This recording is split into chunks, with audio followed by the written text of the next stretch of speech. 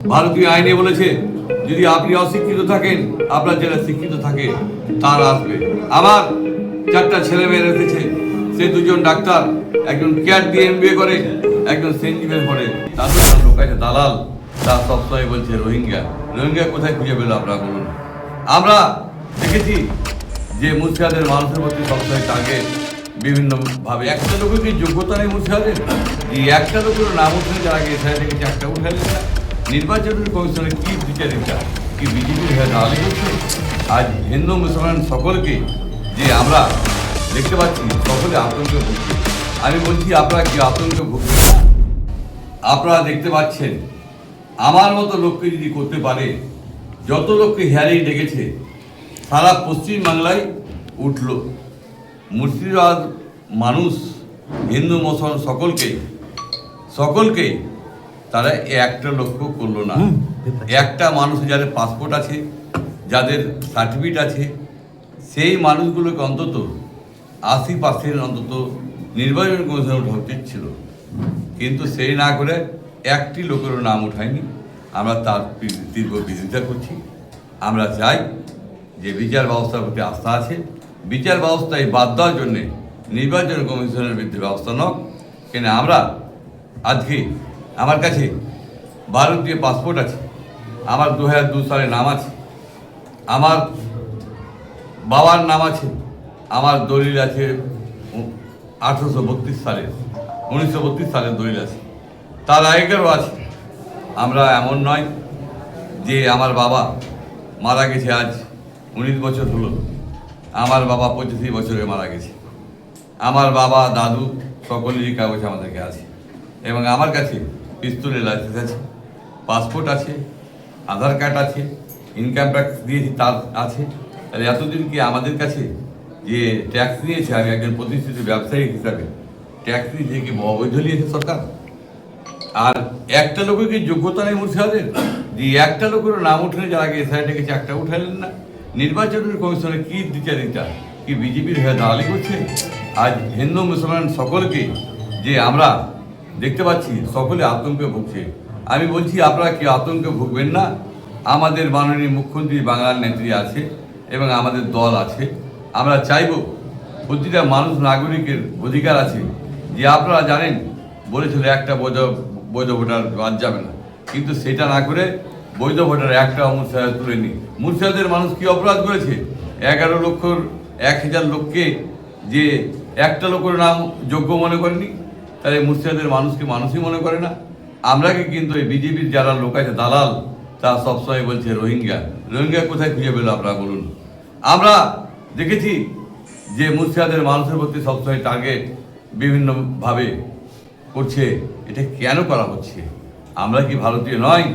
একটা ভারতীয় নাগরিকের সুপ্রিম কোর্ট বলেছে একজন যদি 10 জন যদি লোক থাকে আর দাগিয়ে একজন ভালো লোক থাকে, তাকে সঙ্গে সঙ্গে পাস করে দেওয়া হয়। তো নির্বাচন কমিশন চোখে দেখতে পাইনি যে আমাদের যাদের পাসপোর্ট আছে, যাদের সার্টিফিকেট আছে, যাদের বৈধ ভোটার, সেই নামটিকে অন্তত যেটা সন্দেহ ছিল সেই যদি ছিল তো সমস্ত 11 লাখ লোককে দিয়েছে। তার তীব্র প্রতিবাদ করছি এবং আমরা চাইব যে আগামী দিনে যদি না উঠে তা আমরাকে কিছু ভাবতে হবে, আন্দোলনে আমরাকে যেতে হবে। কারণ আমার জুডিশিয়ালের ভরসা আছে, জুডিশিয়াল যদি আমরা দেখি না হলে কিন্তু আমরা এই মুর্শিদাবাদের মানুষকে এইভাবে ডিপ্রেট করতে পারে না, মালদার মানুষকে এভাবে ডিপ্রেট করতে পারে না। মাইনরিটি জেলা বলে নির্বাচন কমিশন যেটা করেছে, মুসলমান আগে করেছে, হিন্দুরা আগে করেছে, তারা কোথায় এই অধিকার পায়? আমরা কি ভারতবাসী নয়? আমরা কি কেন এই ধরনের করা হচ্ছে? আমি মন্ত্রী ছিলাম, আজ রানিং বিধায়ক আছে। আমার যে জুডিশিয়াল আছে, সাধারণ মানুষ তারা কী করেছে বলেন? আপনারা বলেন হলফনামা নিয়েছে, সমস্ত কিছু আমার নিয়েছে, সে হলফনামা তো ঠিক করতে পারে। আপনাকে বলুন যে আপনারা এখনই দেখুন আমার কাছে কী কী সার্টিফিকেট আছে, আপনাকে আমি মিডিয়া ভাইরাকে দিচ্ছি, আপনারা দেখে আমরা বলুন যে আমাদের কী কোথায় ভুল আছে। আমরা সবসময় মানুষের হয়ে কাজ করেছি নিরপেক্ষভাবে। আমরা কমিউনিয়ান নয়, কিন্তু আমরাকে এই মুর্শিদাবাদের মানুষকে তারা কমিউনিয়াল ভাবে, কিন্তু তারাই নিজে কমিউনিয়াল মানুষের ক্ষতি করছে। এই ওপর স্তর যদি থাকে তাহলে এদের কিছু বিচার অবশ্যই হবে। আমরা সবসময় মানুষের জন্য কাজ করে এসেছি। 11 লক্ষ লোক কী দোষ করে মুর্শিদাবাদের, এবং মালদার লোক 8 লক্ষ কী দোষ করলো? যে তাদের পাসপোর্ট যারা লেখাপড়া করেছে, ভারতীয় আইনে বলেছে যদি আপনি অশিক্ষিত থাকেন, আপনার যারা শিক্ষিত থাকে তার আসবে। আমার 4টা ছেলে মেয়ে এসেছে, সে 2জন ডাক্তার, একজন কেয়ার দিয়ে MBA করে, একজন সেন্ট জিভেস পড়ে, তাদেরও এসছে। তাহলে আমরা কোন দেশে বাস করি? আপনারা বলুন, দেশে যেভাবে চলতে থাকে দেশটা উন্নত কী করে হবে?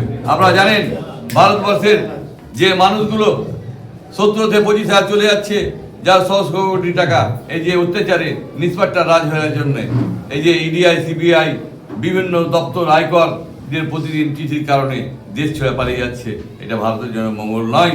এইভাবে জ্বালানো মঙ্গল নয়। তারা কিন্তু মুসলিম যাচ্ছে না, হিন্দুই যাচ্ছে। আপনারা যাচ্ছে কোথায়? দুবাই, বিভিন্ন জায়গায় তাদের 0 টলারেন্স গণ্ডগোল। আমরা দেশের লোককে শান্তি করব, দেশের রাজার নীতি হবে সরলীকরণ। সেই সরলীকরণ না হয় সেই দেশের রাজার অত্যাচারী হচ্ছে। আমরা মনে হয় আজকে পরাধীনে বাস করছি, তাই আমি তীব্র প্রতিবাদ করছি। ভোটার লিস্ট প্রকাশ হতে দেখা যাচ্ছে যে একটা জাতিকে টার্গেট করা হচ্ছে, কি বলবেন? দেখুন, আমি তো আপনাকে বললাম মুর্শিদাবাদ 73% মুসলিম আছে, 73% মুসলিম আছে এবং 28% হিন্দু মুসলমান সকলকে টার্গেট করেছে। তাহলে মুসলমানকে বেশি করেছে। নির্বাচন কমিশনটাই বিজেপি দালালি করছে, তাই এটা করেছে। তার তীব্র প্রতিবাদ করছি আপনাকে এবং করে যাবো। আপনার যে বিধায়ক, আপনার যদি নাম না দেখুন, সেটা সবই গায়ে ফেলে সবই করতে পারে, কিন্তু জুডিশিয়ালে যখন আছে, জুডিশিয়ালে ভরসা আছে, অবশ্যই নাম আসবে, আপনি নিশ্চিত থাকেন। কারণ দেখুন, জুডিশিয়াল এত এখনো নিজে নামেনি যে তা অবৈধ এই করবে, ভোটারকে বৈধকে বাদ দেবে। আমরা চাইবো যদি না আসে, আমার নাম না আসে, তা আপনারা জানেন এই এলাকার মানুষ কত মানুষ আতঙ্কিত আছে। আপনারা বলুন যে আপনারা মিডিয়া ভাইরা যে এটা কি ঠিক হয়েছে? আপনারা নিজের ভেবেছি, আমি কাগজ আপনাকে দিচ্ছি মিডিয়া ভাইরাকে, আপনারা দেখে নেন। টার্গেট করে বাদ করা হয়েছে, টার্গেট করে বাদ দেওয়া আছে। সামনে বিধানসভা নির্বাচন, আপনি একজন হেভিওয়েট সম্ভাব্য প্রার্থী, সেই জন্য কি আপনাকে এভাবে বাদ দেওয়ার চেষ্টা চলছে? দেখুন, আমি একজন মানুষ, মানুষের কাজ করেছি এবং মানুষ আবার আমাকে চাই এবং মানুষ চাইছে, সেগুলো ঠেকা দেওয়ার চেষ্টা করছে। এর টিকবে না, জুডিশিয়াল যখন অবশ্যই আমার নাম।